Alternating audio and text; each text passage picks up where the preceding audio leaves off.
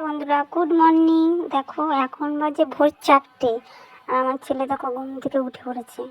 4টের সময় উঠে এখন খেলা করবে। এখন ওর বাবা নেই বিছানায়, তারা বাবাকে খুঁজছে। আর বাবা আবার গেছে একটু কাজে।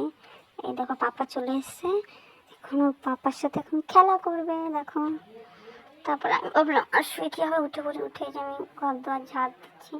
ঘর ঝাড় তো হয়ে গেছে, উঠোনটা ঝাড় দিয়ে নেবো। দেখো উঠোন ঝাড় দেওয়া হয়ে গেলে কতগুলো বাসন আছে, বাসনগুলোও ধুতে হবে।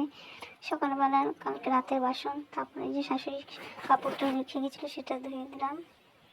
আর এখন এই যে বাসন ধুয়ে এই যে বাসনগুলো রেখে দিচ্ছি। দেখো জামা প্যান্ট আছে কতগুলো, সেইগুলো কেচে নেবো। একটু মনার জামা প্যান্টগুলো রয়েছে, জামা প্যান্ট কাচা হয়ে গেছে। এখন ব্রাশ করে হয়ে গেলে আমি রান্না করে চলে যাবো, কারণ ও ঘুমাচ্ছে যখন এই পাখে রান্নাটা করে ফেলি। ওর জল গরমটা বসিয়েছে, এর পাশে আলু দিয়ে একটু ডাল করবো আর লুচি ভাজা করবো।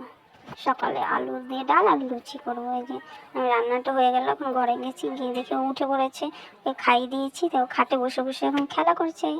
আমরা দুজনে এখন খেয়ে নেবো।